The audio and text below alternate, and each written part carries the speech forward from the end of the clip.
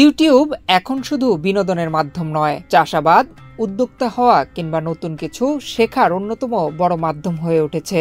প্রযুক্তির এই যুগে ইউটিউব দেখে অনুপ্রাণিত হয়ে আঙ্গুর চাষ করে দৃষ্টান্ত স্থাপন করেছেন মেহেরপুরের গাংনী উপজেলার জুগিন্দা গ্রামের প্রবাস ফেরত যুবক দেলোয়ার হোসেন। দেলোয়ার হোসেন কয়েক বছর আগে ভারতের পশ্চিমবঙ্গের করিমপুরে আত্মীয়ের বাড়িতে বেড়াতে গিয়ে প্রথমবারের মতো আঙ্গুর চাষ দেখেন। সেখানকার কৃষকদের কাছ থেকে অনুপ্রাণিত হয়ে তিনি দেশে ফিরে নিজ উদ্যোগে আঙ্গুর চাষে মনোনিবেশ করেন। প্রথমে কয়েকটি চারা সংগ্রহ করে বাড়ির পাশে মাত্র 10 কাঠা জমিতে আঙ্গুর বাগান গড়ে তোলেন তিনি। যেগুলো মাধ্যম নিয়ে আসার পরে বাড়িতে ওরা যেভাবে আমাকে শিখিয়ে দিয়েছে ঠিক সেভাবে আমি নিয়ে আসার পরে এটার আমি গাছ রোপণ করি। এই 10 কাঠা জমির উপরে আমি রোপণ করি। রোপণ করার পরে আজ বর্তমান 1.5 বছর চলছি আল্লাহর রহমতে। এই 1.5 বছরের ভিতরে প্রথমে আপনার এই যে দেখছেন ফুল আসার পর থেকে আপনার আল্লাহর রহমতে এখন ফল এসছে। আল্লাহর রহমতে এখন দেখছেন ফল এসছে। ফেসবুক ও ইউটিউব দেখে নিজের মতো করে চাষ চালিয়ে যান। অনেকে তাকে পাগল বলেও কটাক্ষ করতেন, কিন্তু দেলোয়ার থেমে থাকেননি।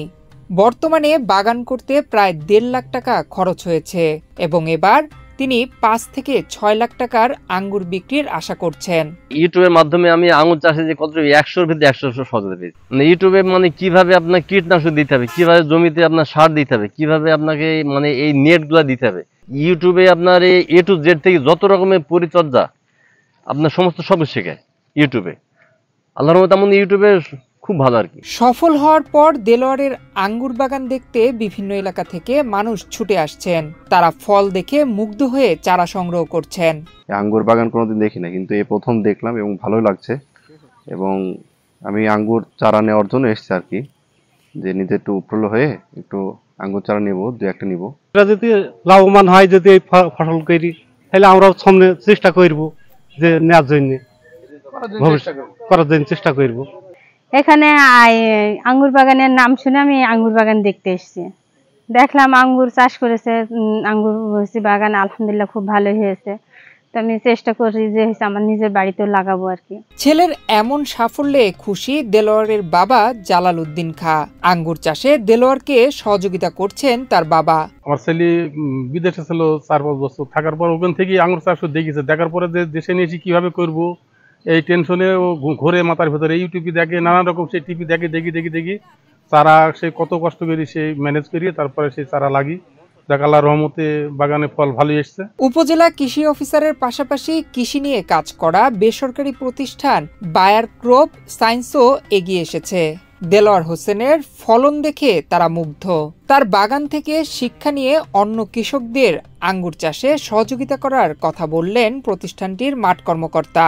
খুবই আগ্রহী হলাম, নিজের যেহেতু নতুন একটা উদ্যোগ, নিজের ইচ্ছাতে আসলাম যে ভাই তাহলে আমাকে একটু নিয়ে চলেন, আমি একটু দেখি। তো মাঠে এসে আমি যেটা দেখলাম, মানে প্রথম ইয়াতে এত সুন্দর ফলন হয়েছে। তো আমি আশা রেখে ভাই লাভবানও হবেন। আর আমি ইনশাল্লাহ এখন যেহেতু আসলাম, খোঁজ খবর পেলাম, আমি ইনশাল্লাহ শেষ পর্যন্ত থাকবো ভাইয়ের সাথে। ফলের মিষ্টতা নিশ্চিত হলে এই চারা পুরো গাংনী উপজেলা সহ জেলায় ছড়িয়ে দেওয়া হবে বলে জানায় উপজেলা কৃষি অফিসার।